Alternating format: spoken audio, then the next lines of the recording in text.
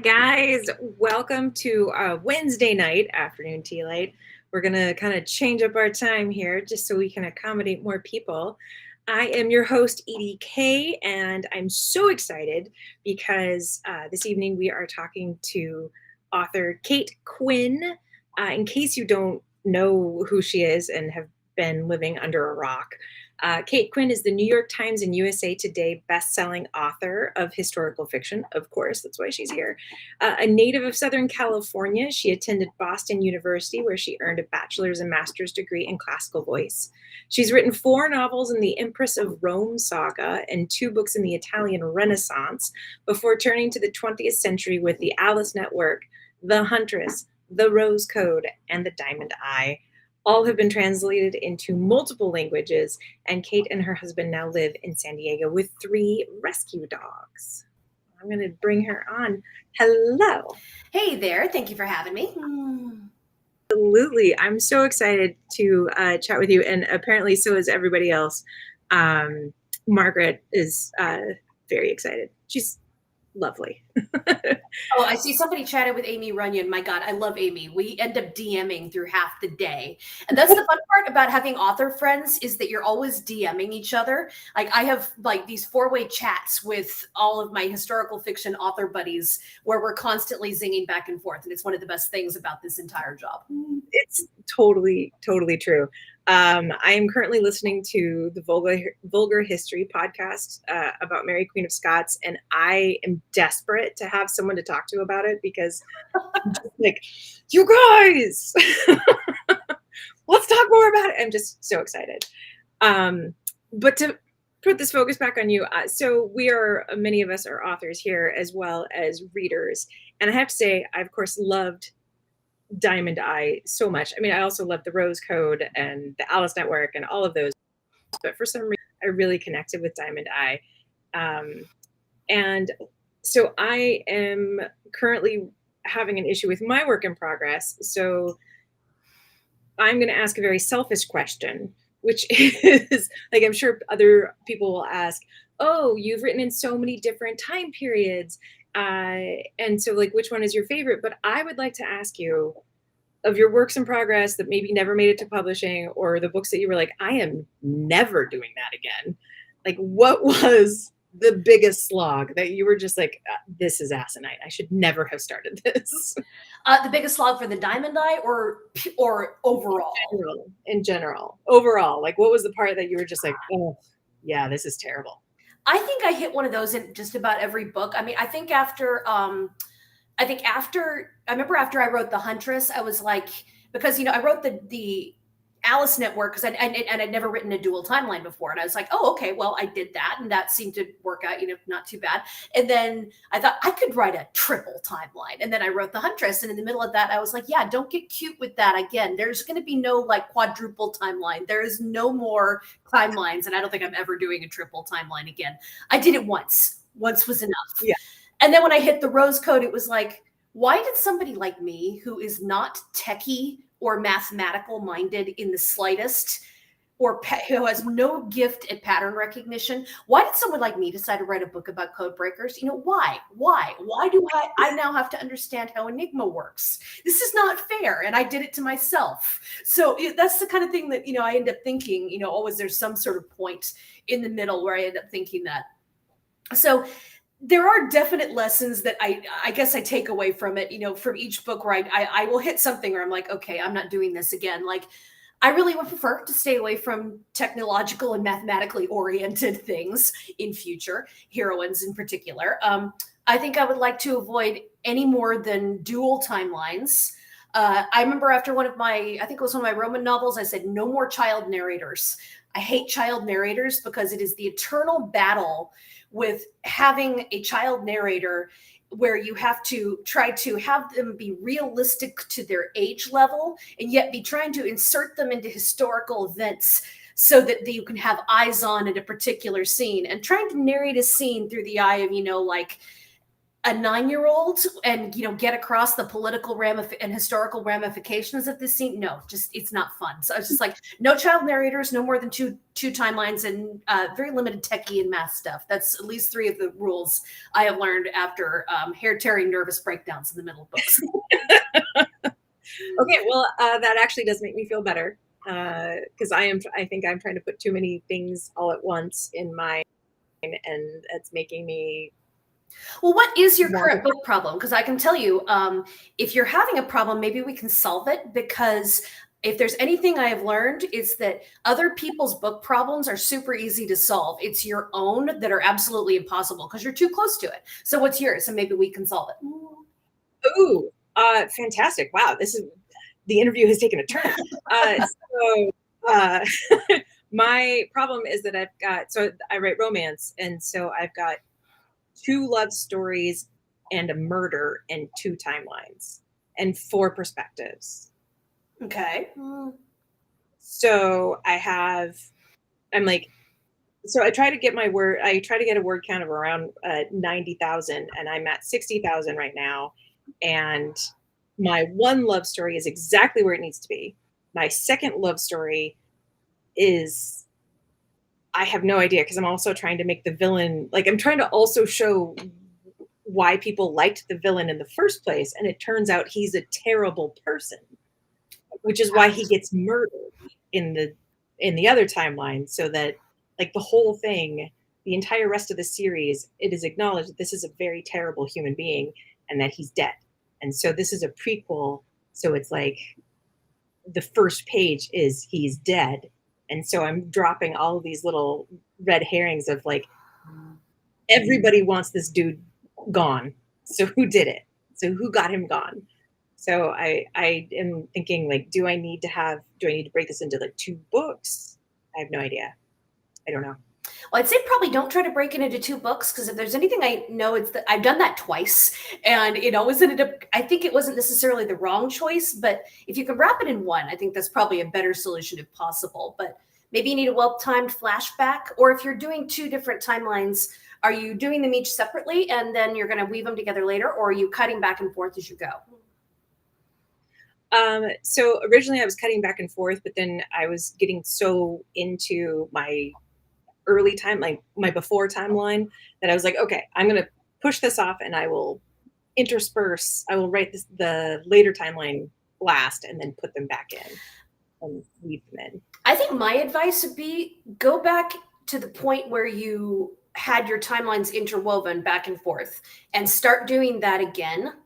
Start filling that in and seeing where because if you start, because I having done a couple of dual timelines now, I find I tend to work better when I'm actually cutting back and forth between them rather than writing them separately and then doing the braiding session later.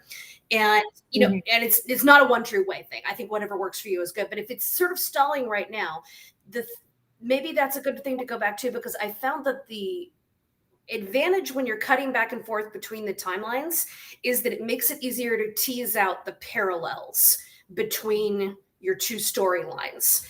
And so if your romance is, going along swimmingly in one timeline, but it's stalling in the other, maybe by seeing where the cuts are going to come, where you're cutting away from that romance that's going well and going to the one that's not, maybe by cutting back and forth, you'll start to see, like, okay, where the cut comes, where it needs to come over here. Because I have found that really helped me figure out the things that were echoing in each timeline when I was cutting back and forth. If that helps at all? Yeah, that actually does really help. Maybe something to try anyway, because I'm a big fan of, like, when you are stuck, try something different. Yeah, see what knocks loose. Yeah, no, that is very helpful. That is, I will start that tomorrow morning. I will. I hope it works. Let me know. I will. I will be on Threads or Instagram or something and be like, this is where I'm at. I wanted to go back to Margaret's question. Could you imagine the last surviving member of your group chats deleting the content like Cassandra Austen to preserve your legacies? Yeah, because we actually have one of those chats where it's disappearing history, so nothing lasts longer than 24 hours, and that's just because it's like, this is where we blow off steam. This is not for posterity. This is where, like, these kinds of chats are honestly really healthy, I think, for writers, because there's so much about writers where you can't respond. And you really should not be reading your reviews on Goodreads. You really should not be reading your reviews on Amazon. You should definitely not be responding when somebody does that really bad mannered thing and they tag you in a bad review on Twitter or something. We know you want to respond, but you really shouldn't. It's not a good idea. It'll just give mental space to the bad thing, whatever the bad thing is. And plus it can end you in a pile on when it looks like you're inserting yourself into or yelling at a reader, and that never ends well. It's not good manners. So these little private disappearing author chats where you with your friends, that's where you get to vent. And this is where I don't know how many times it's like with my various author friends, it's like somebody will say, "Oh my God, look at this horrible racist email I just got in my author inbox today." And they'll read it out loud. And right when they get to the part, they'll put it, copy paste it in there. And right where they say something like, where the person says, "Now I'm not racist, but," or "I'm not anti-gay, but," and then everybody gets on and cheers. And we laugh at that person up and down 6 ways from Sunday. And we get it out of our system because maybe you can't react to that in real time. Though honestly, I think if someone has reached into your inbox and said something horribly like anti-gay or racist, they deserve whatever they get. But when it's something like you can't respond to a bad review, but it's really getting under your craw, sticking in your craw, getting under your feathers, that's where you tell your friends about it. And, you exercise the demon and then you let it go. But nobody needs to know what you said about that, because this is your private spot and you need to be able to just, vent a little bit and then, let it disappear in the ether. Yeah, no, I hear that. That is a very healthy outlet. I gotta say. This is why writer friends are essential for writers. Yes, totally true. Totally true. And speaking of that, I saw on your social media that you had a little Hawaii getaway with other authors, and I was so jealous. Like, that just seems like a lovely time, like to just be with other writers and to just be like, okay, this is our space, and then this beautiful we got spot. Yeah, it was wonderful. It started out really at a conference a few years ago when my agent, who loves historical women's fiction and romance and has so many fabulous authors in both, she ended up taking us all out to dinner, of those of us who were at the conference. So it was like a dinner of about 20 people. And it was a lot of us meeting for the first time. And, some of us had been writing for a long time. And there were some whose debut novel was, not coming out for another year and a half. And so we had this huge span of experience, and we had a great time talking to each other. And we all realized, we don't want to lose this, because we are all living at, all four corners of the country and the world and the globe. I mean, we literally span from Australia to Europe to, all over the continental and non-continental United States. So we were deciding we need to hang on to this. So we basically created, just sort of like a little online group where we just check in once a week, and just so people can have that space to vent or to celebrate their good news, or to, do something like crowdsource a title for the newest book if they're running on empty, or, ask for advice about what do I do about, I've never had a BookBub promotion before. How do I do this? So it's a place where people can, crowdsource questions, ask advice of each other, and, be able to celebrate or to vent whenever we need to. And someone had the idea at some point. It was Stephanie Thornton. I encourage you to look up her books if you have never read them. They're wonderful. And she does travel pretty few times a year to Kauai, where she has a part-time in a condo, I think. So she said, there's a bunch of condos there that are really quite inexpensive to rent. Why don't we try to plan a getaway? And we did. So there ended up being about, goodness, 9, 10, 11 of us, something like that. And we all basically just, teamed up. We pooled in, and everybody, pooled in for the condos. We shared living space. We shared food expenses. We just basically would sleep in or hike or swim in the mornings. And then in the afternoons, we'd all gather and, brainstorm or figure out what somebody's cover copy or what somebody's new proposal idea needed hashing out. And we really had a wonderful time. Like, we were able to actually, sort of Zoom or meet up with our agent, who was actually in the area by just some very good luck. And she gave us we had a good sort of rundown talk about where do we think the industry is going, and, what are the trends going to be, what's going to be happening next, as far as anyone can know. And we had a really fabulous time with that. And it was so successful, honestly. It was so good at refilling that well that we decided we're going to try to do it again next year, maybe on like the East Coast this time instead of as far away as Hawaii, since that did limit who could go. Yeah. Oh, that sounds amazing. That sounds like really, I don't know. Yeah. Refilling that cup of just camaraderie. And yeah, Well, I think that sounds it's something that I think all of us were missing, given that there was such a lack of events and conferences during the lockdown, and so many things were canceled. And I think a lot of us who had kind of realized then just how much we tend to rely on it, we are mostly introverts, but at the same time, we do like having these periodic places where you can reconnect with other writers. And the periodic kind of conference or whatever can be great for that, because it does pull people together from all around. And it always seems inevitable that wherever you are, all of your best writer friends are going to live at minimum 1,000 miles away. And so it's hard to find these places where you can reconnect. So I think a lot of us were really sorely missing that. And this really was, a great way to sort of refill all of that and get that bit of camaraderie again, because I really do think, and I think especially for women, it's amazing to have a group of friends that revolves around a common passion that you have, and rather than the more common kind of friendship for women where it revolves around family or around children or around people, and namely other people. You build friendships around that. And I'm not saying those friendships aren't worthwhile, they are, but it is quite refreshing to have a group of women who are all friends. And the way these conversations go is that, and I've always, I've always noticed this, is that when we first meet up, we'll hug, and then we talk first of all about, so how's your book doing, and what stage of the cycle are you in? Are you editing? Are you drafting? Are you proposing? Are you on submission?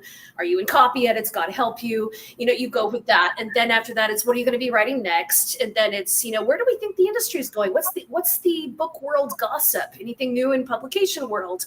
And then after that, it's like, we're checking in on each other's pets. How's that dog of yours? The one author who has a menagerie, there's a pony, there's mini goats. We all check out the pictures of the mini goats. And then by the end, it's like, oh, by the way, how are the kids? How's the husband? How's that doing?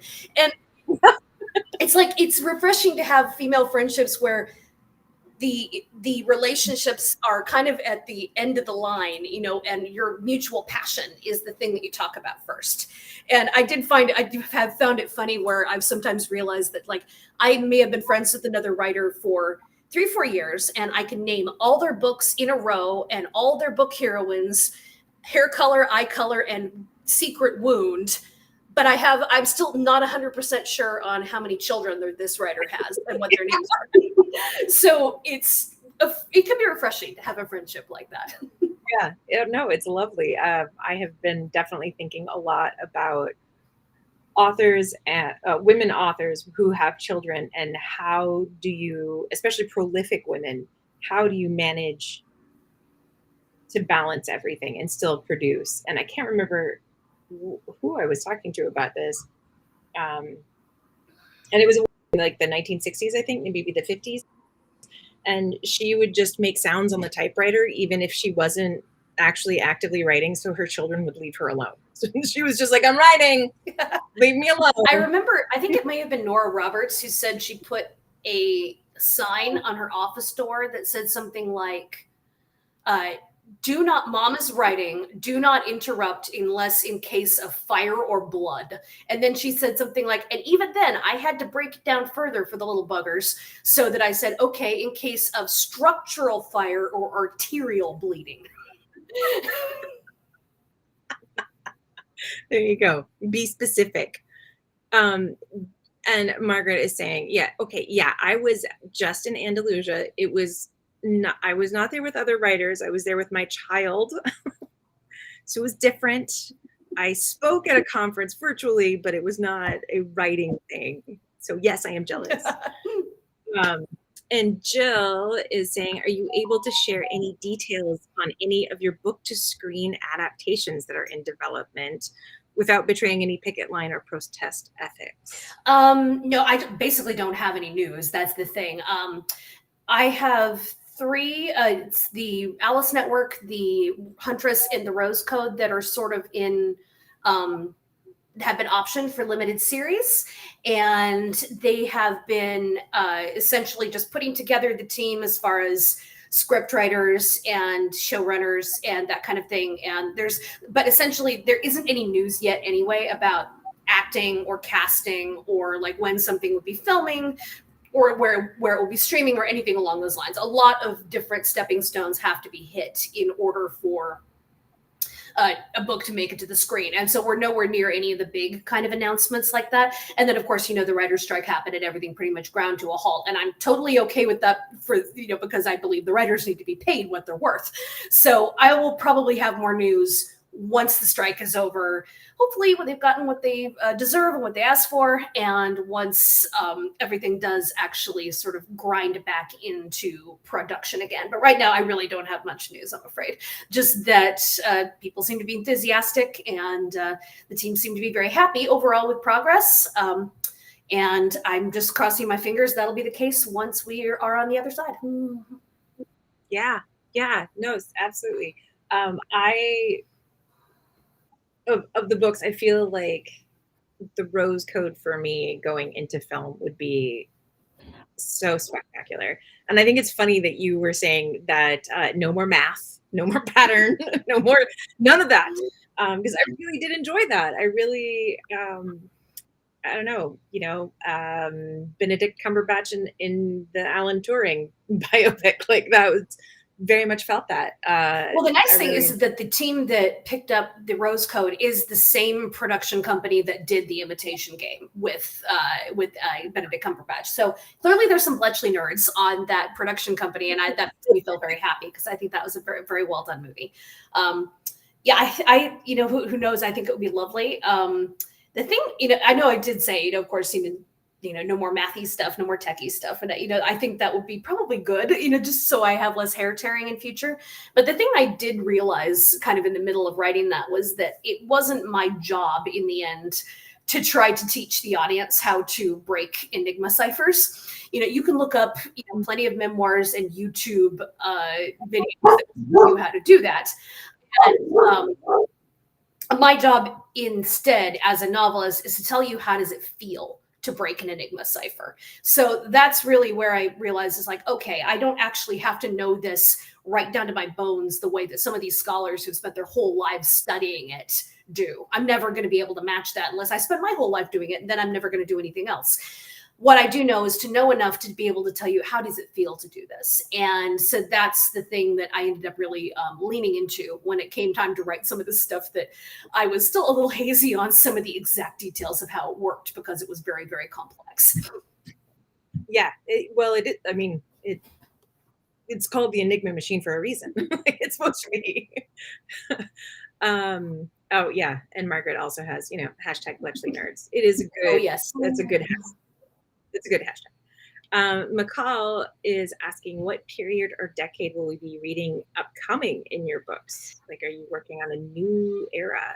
Actually, the next couple are going to be a little different for me. And that is you're going to be getting 2 books from me next year. The first is coming out February 13th, and that is called The Phoenix Crown. And that is a novel that I co-wrote with my lovely friend and colleague, Janie Chang, who wrote Library of Legends, Dragon Springs Road, etc. And The Phoenix Crown is all about what happens when a New York City opera singer, getting to use my background, thank you very much. My student loans are saying, yes, finally, we're here for this. But a New York City opera singer and a Chinatown seamstress end up thrown together in the chaos and the violence of the 1906 San Francisco earthquake. So, that's exciting. Yeah, so that is that is really exciting, and I so enjoyed writing that book, and I can't wait for it to hit shelves. So that's The Phoenix Crown, and that's coming out in February 13th of next year. And then July of next year, probably honestly a little less than a year from now, I have my next solo novel coming out, which is titled The Briar Club.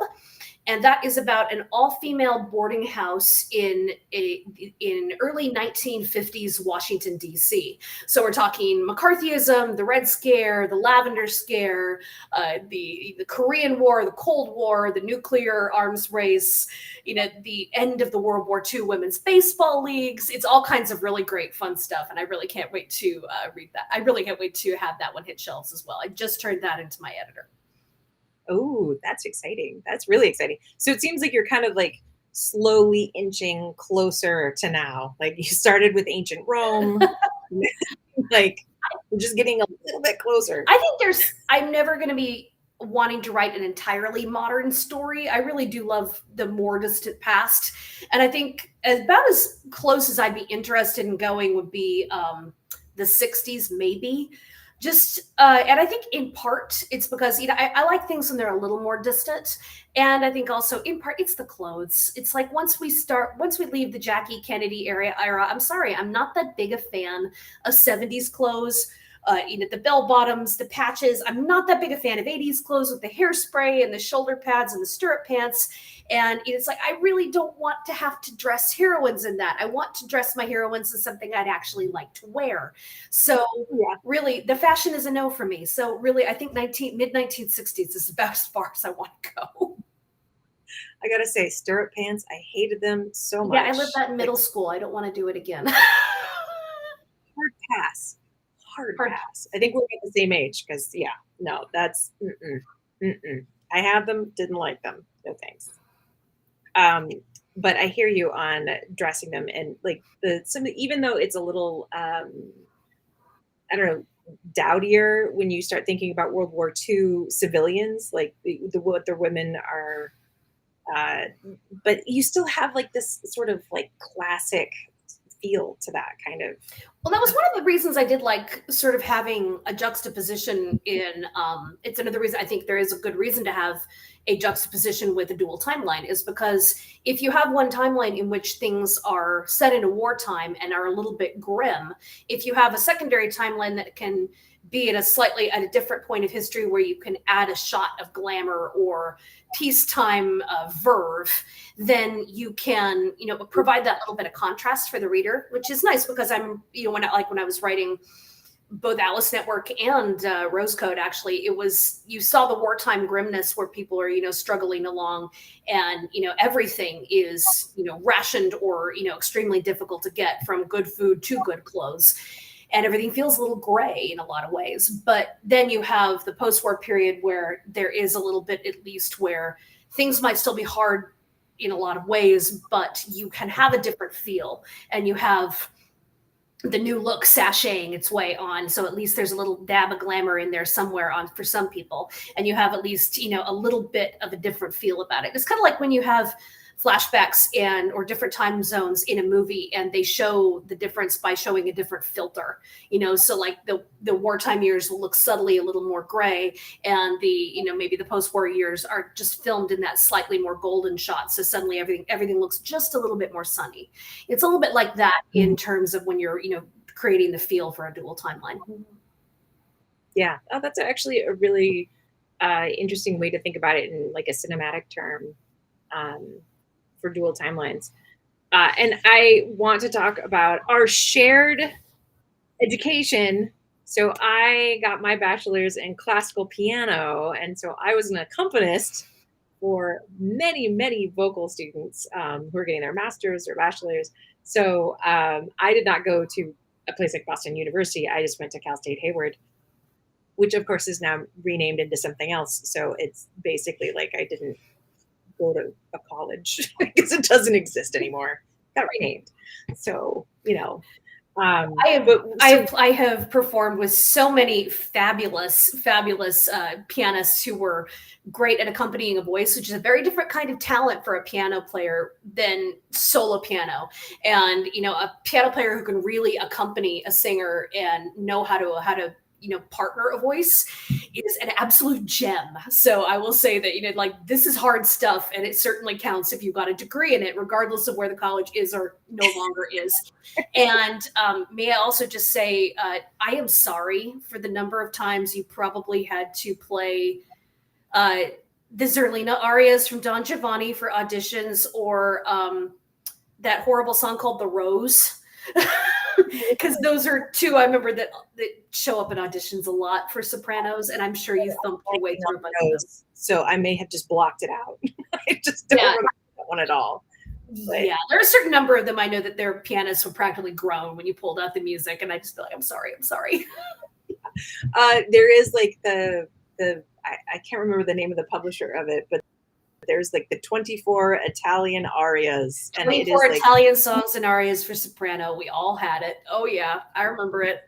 The Bible. I played like the first 5 of those. I cannot tell you how many times. Oh yeah. Yeah, and I know we have a question in the side. Are we going to be hearing a vocal piano duet? But I'm sorry, that's a no. Not here. Not here. You're not equipped. Yeah. There you go. You never know. If we end up at the same conference, we can work on something. Yeah, that may be, especially if there perhaps is champagne involved. Mm-hmm. I remember hearing back in the 90s, I think, it was a bunch of authors got together and started a rock band. And apparently it was terrible. It was Stephen King and Dave Barry and Amy Tan and a number of really huge names. And they called themselves the Rock Bottom Remainders. And they said, oh, yeah, we're terrible. We're absolute garbage. But, we get together and we have a good fun. And Stephen King even has a bit in his book on writing, which is sort of like part autobiography and part how-to writing manual. It's still one of the best ones there is. I recommend it for anybody who wants to, who is thinking about starting to write and wants to, read some how-tos. But he talks a little bit about the Rock Bottom Remainders. And he asked I remember he said something like, they once asked during a rehearsal, it's like, what do people never ask you about? And I forget which one of them it was is who replied. He said something like, the language. Nobody ever asks about the language and the words. And that's probably true. I mean, like, they assume you love it, but it's more like, how did you get your ideas, or where did you find this historical figure? The whole stringing the words together part is usually not something that gets asked about. So, but I thought that was fun that they said that as well. Yeah. I couldn't remember where I'd heard it, but yes, exactly. I also read a lot of Dave Barry. I think he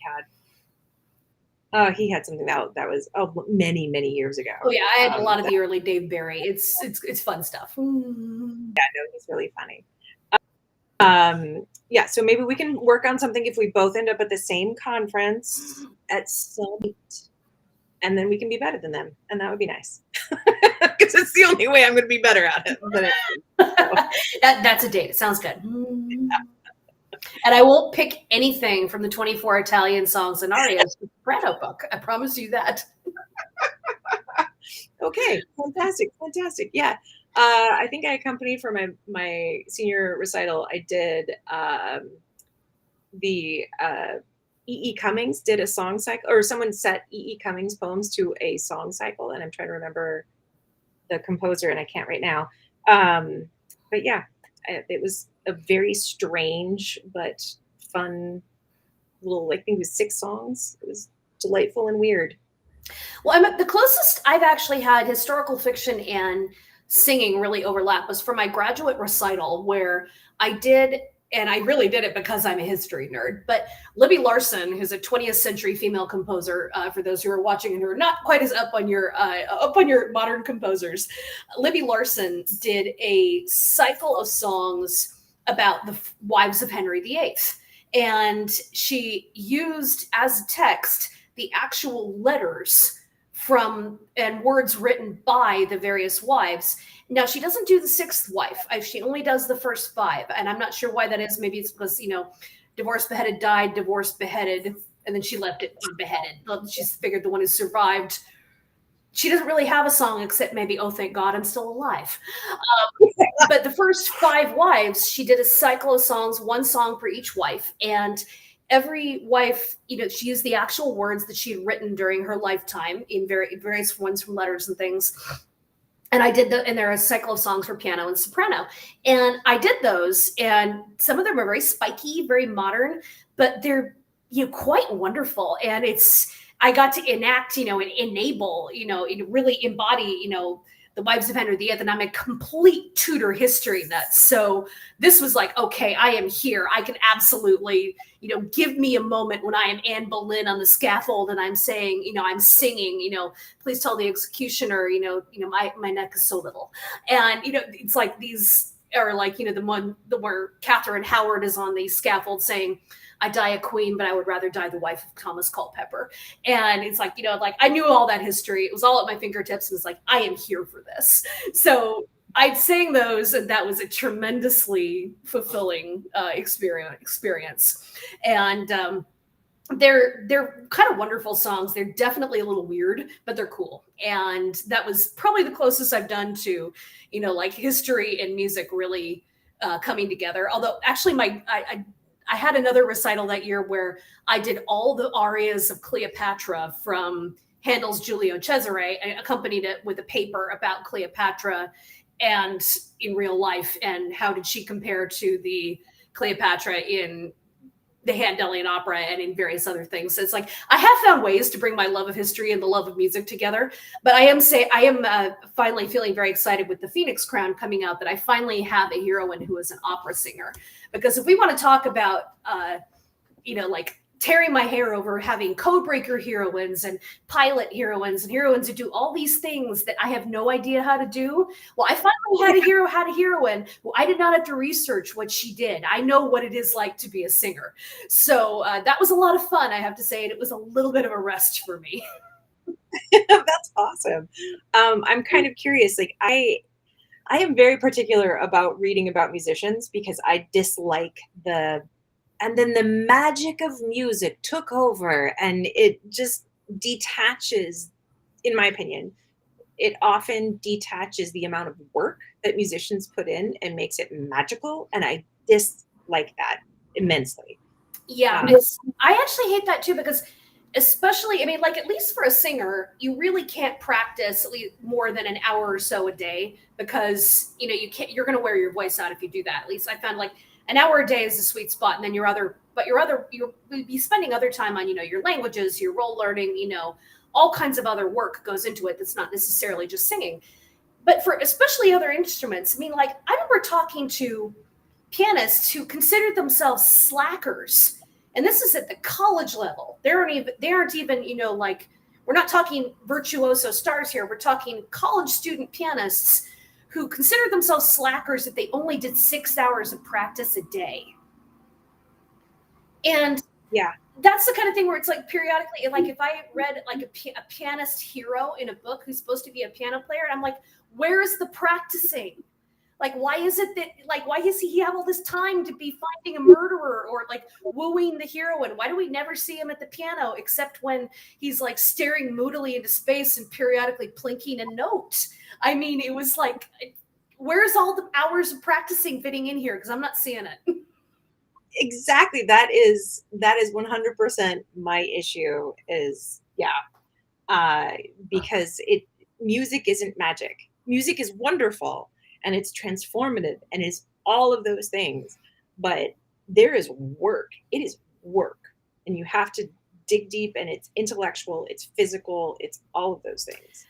Yeah, I think you and I are in the same page on that. And I hope you will enjoy the Phoenix Crown, because I did try to get in how hard my poor heroine works and how tough it can be to be, keep picking yourself back up and be, what it is like, periodically when you've had to warm up in a hallway or in a broom closet, which I have had to do before an audition. It's like, because that's the only space. It's like, yeah, you're warming up in a bathroom. It happens. Yeah, I've actually had to audition after having a paper keyboard. Like you drove 3 hours and then they give you a small paper keyboard, and then you just have to go in and just play on an instrument you've never played before. It's worse. I was also an organist, and it's worse because organs are non-standard. So every instrument's completely unique, including like how big keys are. Like it's a nightmare. It's a nightmare. Oh, that's terrible. I'm sorry. Yeah, at least my instrument went with me, so that wasn't quite so bad. You always got that. It's at least always there. Yeah. McCall, I guess we should get off the music thing for. Yeah, we can talk about that for a while. I have opinions. McCall is asking, how did you write with another writer? Successive chapters, each sticks to one main character or something else? Because you've also written. Yeah, it was pretty much like that. Janie and I, we broached this whole idea. I had wanted to write about the San Francisco earthquake for a while, and part of it was so I could write an opera singer heroine, which I'd always been aching to do. And the San Francisco earthquake is right for that because it was very famously the night before the earthquake was the night that a very famous high society, it was like the high society peak of the season was the night before the earthquake, when anybody who was anybody went to the opera theater and watched the Metropolitan Traveling Opera Company was in town, and there was a performance of Carmen, and it was Enrico Caruso singing. So everybody was there. I mean, the diamond-decked glitterati are all there to watch Caruso sing. And literally the next morning, as the reviews for Carmen are hitting the steps, that's when the earthquake happens. And the city went literally in a matter of 6 hours from at its absolute, shining, everybody at, decked out to the nines at their best to chaos. And I love that kind of dichotomy. It's great. So I was like, opera singer heroine, I can totally do this, a countdown to this, this dreadful thing that is going to happen, a disaster book, it was all there. But the more I was looking at it, I was like, this really, I think, needs a Chinatown heroine, because Chinatown is such a huge part of San Francisco's history. And, there it is, and it was completely destroyed during the earthquake and the fires afterward. And I ended up thinking, that's not a voice I really feel comfortable doing myself. But, I'm very good friends with Janie Chang, who writes these wonderful historical novels like Dragon Springs Road and The Library of Legends. Her latest was The Porcelain Moon. And so I asked Janie, it's like, would you be interested at all in, the San Francisco earthquake, Gary? And she's just like, I have always liked that period. And so we really plotted it together. And my entire thing was just, well, I know what I'd like to do, but whatever you want to do with your heroine, you can do. It's like, there's no preconceived idea here, except that I'm kind of thinking we just have two women who would never have met in the ordinary course of existence, and they get thrown together by a disaster.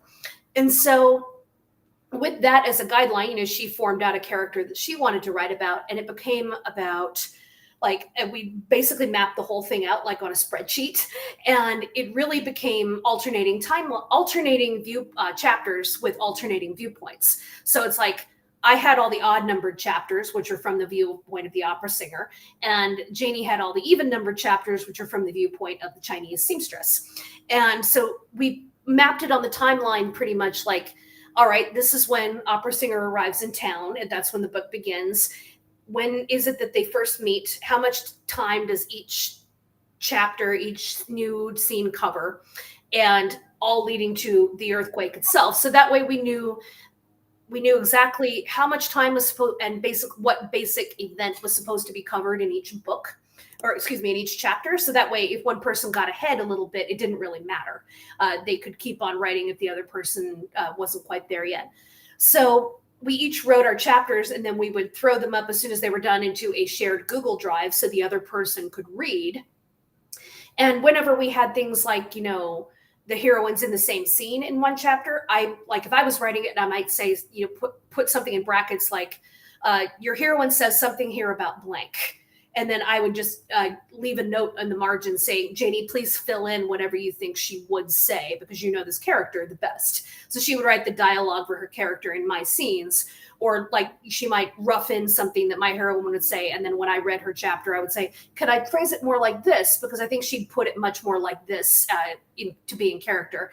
And, she'd give me the ability to edit that. So that's kind of how we did it. And we really enjoyed working that way. It was a lot of fun, and just really fantastic fun, because you can really catch the enthusiasm when you have a writing partner, and it gives you somebody to really geek out with about the history. And, because you're both studying it and you're catching your enthusiasm together, and you're not unloading on your poor spouse who's just trying to, play a video game or watch hockey, and here you are talking about like, can you believe they dynamited the building so that they could create fire breaks? Isn't that amazing? And your poor spouse is kind of going, mm-hmm, yeah, amazing. Yeah, they just scored a goal. I'm just laughing because I do the same thing. I do the same thing to my husband where I'm just like, hey, guess what? Did you know? And he's like, great. That's sounds really interesting. I have no idea what you're talking about. Well, there's I saw a comic once that I think worked out nicely for which I sent to pretty much all my DMs with writer friends, historical fiction author friends especially. But it's like there's the swear jar. You put in money every time you swear, and the swear jar only has a few coins at the bottom. But the one that there's another jar next to it, which is full up to the top with money, and that's the jar that says telling people historical facts when they did not ask. It's like that's the jar that's going to be stuffed full in my house. Yeah, same. I am terrible at it. I just leak it out. I can't even help it. Yeah, it's nothing. Facebook user, I'm assuming this is probably Anna Brazel. She's saying, now I need to watch San Francisco again. Jeanette McDonald, Clark Gable, and Spencer Tracy. If you're looking for a good San Francisco book, The Nature of Fragile Things by Susan Meissner is really excellent. I always recommend that one. Right, that's a good one. Okay. And saying also what an amazing way to co-write a book. It does. It sounds actually like a lot of fun.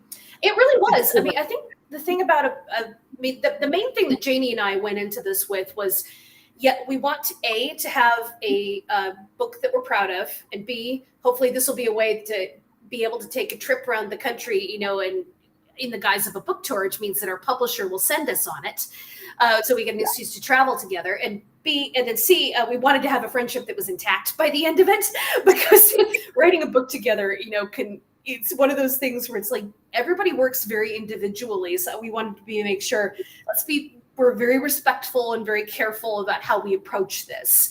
And it worked out very well, thank goodness. But one of the reasons I thought that we would be able to survive writing a book with a friendship unscathed was the fact that Janie and I met really when our publisher sent the two of us and also another friend of ours, Jennifer Robson, from a conference on a little 3-city, 3-event author tour, because all three of us we had just had releases out, and we were all at this one conference, and they decided they'd send us, the three of us, 3 authors, 3 cities, 3 events. And so we got together, and on this little mini tour, everything that could possibly go wrong went wrong. I mean, we're talking about reservations that were lost, plane flights that were canceled, heat waves that descended out of nowhere, luggage that disappeared into the ether. If it could go wrong, it went wrong. And by the end of that trip, we were all the best of friends. And I kind of thought, if you can survive a road trip together where the AC is broken during the hottest day of the year, and you're approaching 45 minutes, to go with 40 miles to drive to the bookstore where it's taking place, and you're still friends at the end and not biting each other's heads off, the odds that you can write a book together without biting each other's heads off is actually pretty good. Yeah. Wow. Yeah. No, that sounds terrible, actually. It was, but there were 3 of us there, and we actually had a tremendously good time, even though everything did go so terribly wrong, just because it's like, all right, by the end of it, we're just taking whatever the fates are throwing at us and just giggling about it all. So it worked out very well. Really, we are all great friends to this day. That's awesome. Marissa Espinoza is saying, is there such a thing as too much research? Is there a limit to research, or not enough research?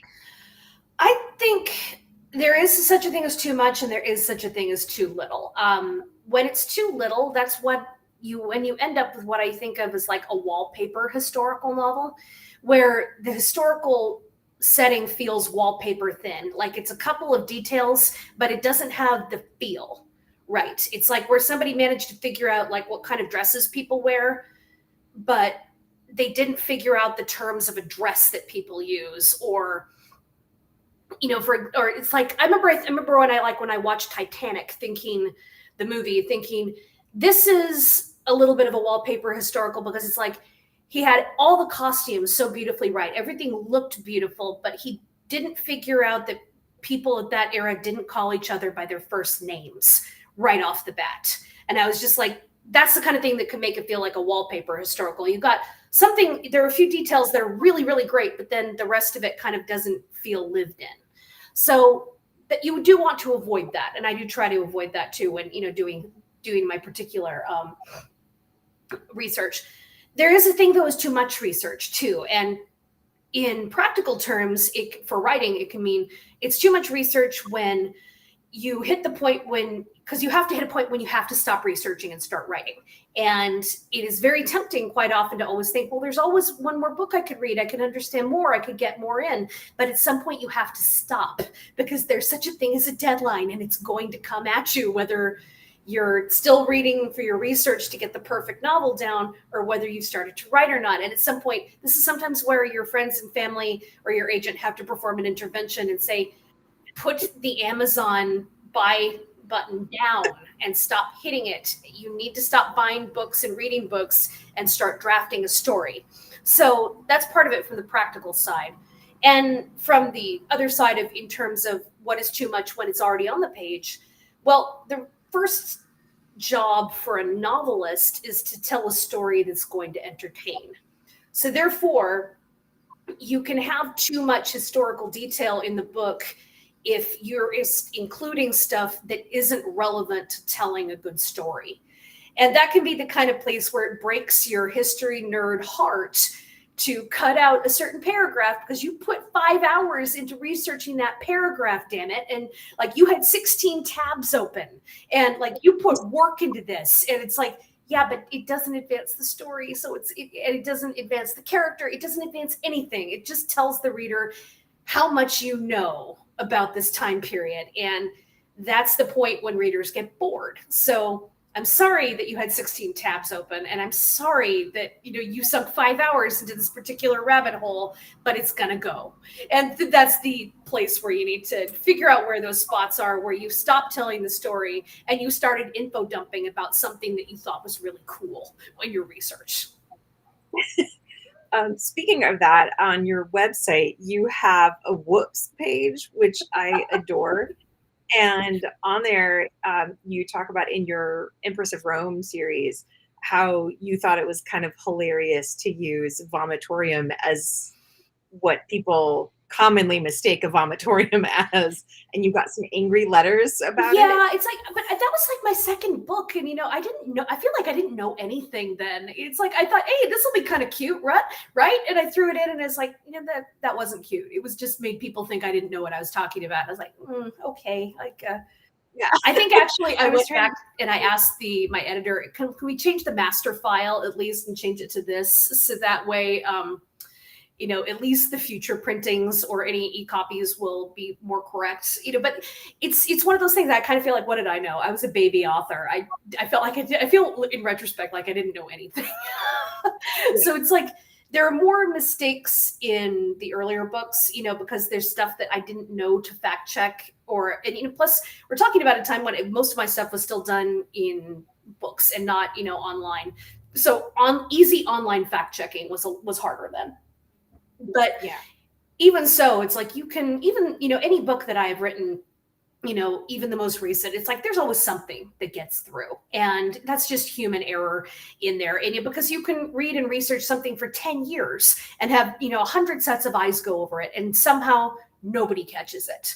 And often it's something, extremely tiny that you just didn't even think to fact check, or something that you found the wrong source on, so you fact checked it inaccurately, or just something that somehow slipped through.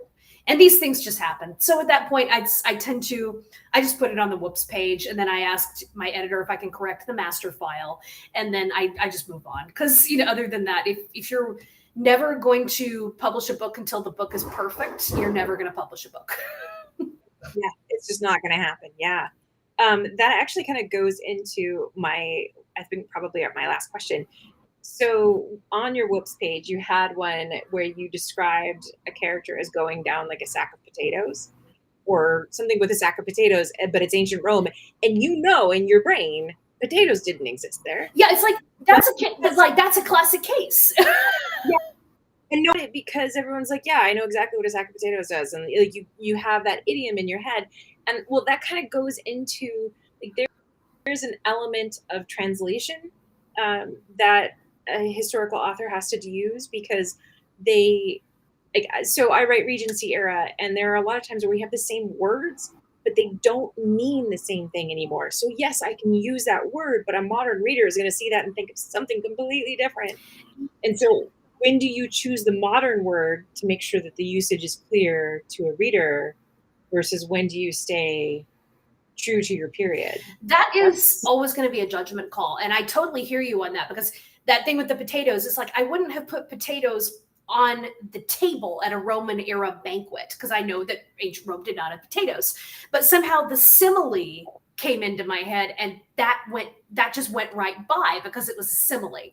And I remember another one from there was where, if you want to talk translation, I mean, characters in ancient Rome are speaking Latin to each other, but the book is written in English because, you know, it's for English readers and it's written by somebody who's speaking English.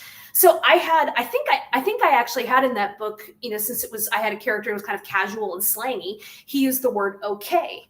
I thought that was fine because did the ancient Romans have, you know, like a Latin equivalent in conversational Latin for a fast, one word, slangy, casual affirmative? Of course they did. There was an equivalent to okay. There always would be.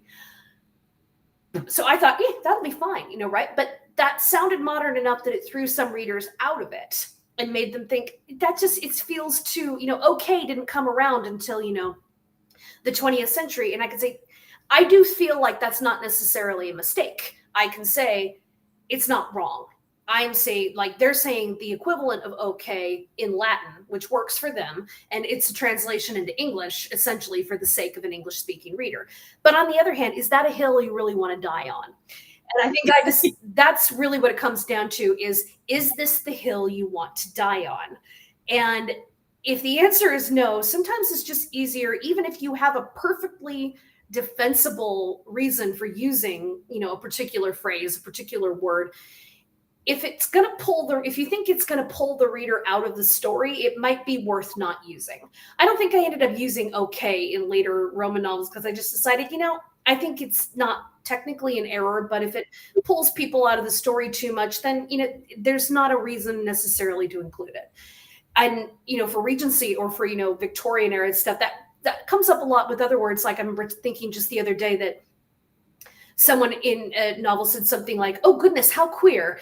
And they just meant how strange, how odd, because that's what the word queer meant at the time of writing, you know, during this.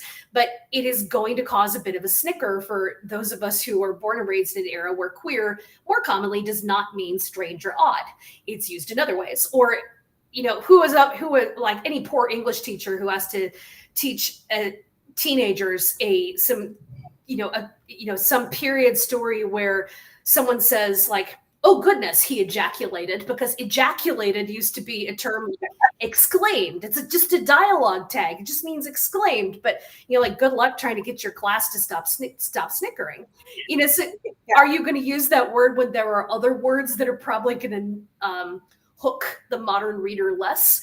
That's always just one of those things where you end up thinking, is that the hill you want to die on, or is it not? And sometimes it is. Sometimes it's like, no, I want to include this, and there's a very good reason for it. But, you know, it's always a judgment call. Yeah. Okay, so we're gonna have one last question, Margaret. But do you perpetuate common misconceptions, like everyone historically speaking in British accents? That specific thing, I always thought is a bit of a conundrum, because what accent can you have people speaking? I mean, if you're talking about a movie set in ancient Rome, like, you know, Gladiator, everybody speaks with a British accent, and it's not right. But on the other hand, what would you have them speak? American accents wouldn't be right either. But an Italian accent also wouldn't necessarily be right, because they're not speaking Italian, they're speaking Latin. And we don't know we don't entirely know what are you going to have people speaking Latin on screen, but what's a Latin accent, since Latin is no longer a spoken language. So that's a question I'm not sure there is an answer to, and I'm really glad I'm not a filmmaker and I don't have to make that kind of decision. Yeah. if it is a common misconception, I do like to try to see if I can, correct it if possible, because sometimes it can be annoying to keep running across the same little historical errors. Yeah. And, if you can correct that to some degree in your way, then that's something that, can be fun to do. And so it's because definitely try not to perpetuate something that is definitely wrong. But, sometimes it really is a little bit of a poser. Yeah. Actually, also in that podcast that I spoke about earlier, the Vulgar History podcast, she is interviewing a woman who wrote a nonfiction book about. It's called The Patriarchs and how men became in charge, and it's a fascinating way to listen to her because she also talks about how we have accepted this idea that this is how society has always been formed, and it's actually not true. And so to go through and having to like reprogram your brain, just like reprogram your brain of like, oh, everyone before 1800 has a British accent because that is the only way I've ever watched a movie, is it has to be this way because I can't imagine it any other way.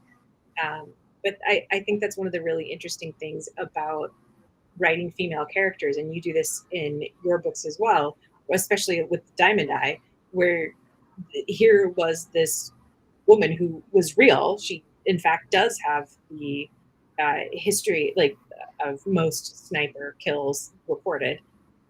There was a guy in, I think, the Afghanistan war who claimed to have more kills than her, but then when you started examining his actual record, not like half of them weren't documented. There's a bunch of them that they were like, yeah, that's not.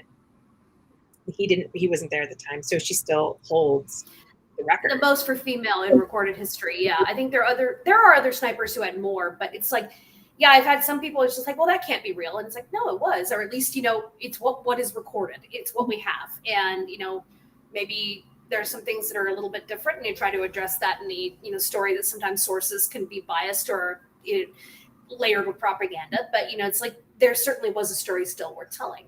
The whole thing with language made me think of, one of my favorite new fantasy finds was G.R. McAllister's book called the Five Queendoms, which I really recommend for anybody who wants, like fabulously meaty, layered historical fiction and historical fantasy. And it's a matriarchy series. And she said one of the most interesting things about writing it was delving into language itself and trying to remove the places where we automatically skew masculine on words, just simply because that's the world that we live in. And in her book, she does have some fascinating replacements for things like it's not kingdoms, it's queendoms, or that they have for they don't, or that they don't have words like priestess because that's a female priest. Instead, they just have priest, which applies to the women. And all kinds of things like that. She had to make a lot of different language choices. And I found just that sociologically was really fascinating. Oh, that's fantastic. That actually reminds me of the series. It came out a few years ago. I'm looking for it on my bookshelf. That's why I'm gazing off into the distance here. It's falling out of my head just right now. Oh, Ancillary Justice by Anne Leckie. Ancillary Justice was the first one, then Ancillary Sword and Ancillary Mercy. But in the first one, it's told from the perspective of an AI that's in a body walking around, and the AI can't tell gender, like because its primary language is genderless. So it's going around looking for this person, and it constantly is coming across these different cultures where gender is really important versus cultures where it's not important, and making these mistakes because they're like, I don't know, you're a thing on two legs. I don't know. You're a man. You're a woman. No, what? And so it's a really fascinating way. By the end of it, you're like, is this person a man or is this person a woman? Is this, and then finally you're like, oh, it doesn't actually matter. It doesn't matter for the purposes of the story. And it's a kind of a fascinating way for the reader to kind of go through it too, because you bring so much as a reader, you bring so much to a text and you have your own biases that you bring. And it kind of goes back to our conversation when you were talking about in the beginning about how, of course, you don't insert yourself into conversations online when you have critical things said about your work. But also, I kind of feel like in some ways it's kind of not my business because I wrote this thing, but the experience you have with it is a lot of what you bring as a reader to it. You know, it's a conversation, and I don't get to tell you how this conversation is supposed to go. You are having your own experience. Oh, absolutely. I mean, like, that's one of those things where, when you're the writer, I mean, our experience is over. Our experience with the book is done when we send it out into the world. After that, everybody is going to have a different one. And the experience every reader has with every book is going to be their own. And the fun part I actually find as a reader actually is how my experience of the book can change, which is why I actually quite like rereading books, because you could read a book when you're young and have one experience of it, and then read it again when you're older and have a completely different one. I have a friend who said that, like, she read Anna Karenina when she was young, and like she thought Levin was the most romantic, poetic guy in the world. And she said, like, yeah, I read it now when I'm like a woman in my 50s, and I want to like, whack him across the head with a skillet. But these are the things that change for us. Or like, we read something like we read Wuthering Heights when we're a teenager and like, oh my God, it's so romantic. And now you read it like when you're in your 30s and it's like, Kathy, red flags everywhere. No, this is not a healthy relationship. Yeah. Well, yeah. I mean, especially, yes, as a woman in my 40s, I'm like, now when I look at these things where he's a man in his 30s, she's 17, and I'm just like, you have no business. You walk away, sir. No.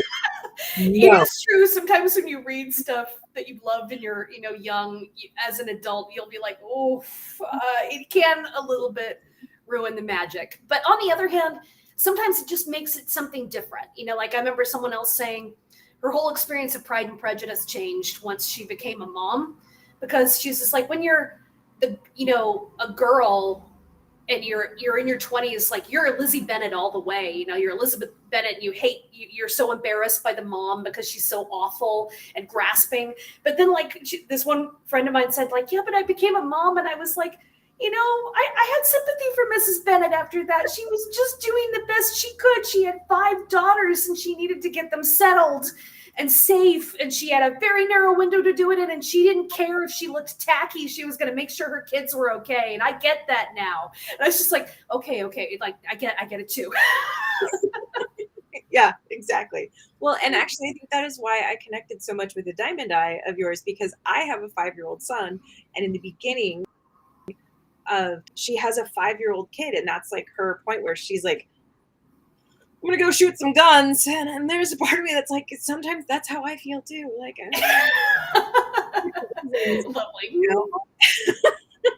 So yeah, I'm so sorry that we went so far over our 1 hour allotment, but it's just so lovely talking to you. No, it was a fun discussion. I'm not sorry at all. Fantastic.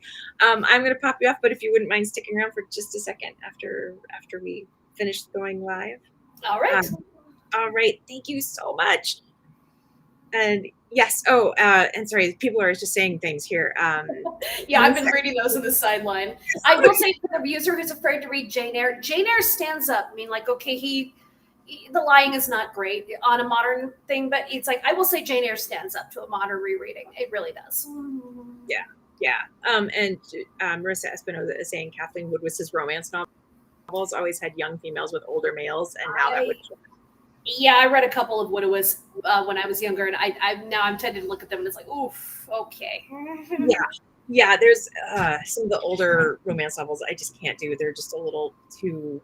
Yeah, some of them are a little Rape Town Central. It's not so nice. Oh my God, that's like exactly what it is, Rape Town Central. I've never heard that before, but yes, that is, yes. All right. Thank you so much. I'm going to pop you off, and everybody is saying thank you, everybody. Yeah. All right, guys. I'm so glad you guys were here to join and ask questions. And of course, you can always view this all over again if you need to. It'll be up on our YouTube forever, so you can go ahead and check things out there. And you can always follow Kate Quinn on Facebook at Kate Quinn Author. You can check her out on Instagram. That one's a little harder to remember. Kate Quinn 5975.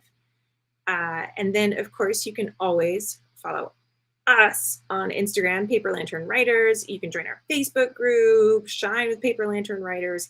And of course, you can always go to our website for all of our original content. And my light just went off, so that's super cool. I don't know what's happening here. I always say I'm just a couple of raccoons in a trench coat. I'm doing the best I can. So join us next time. Thank you guys so much, and I will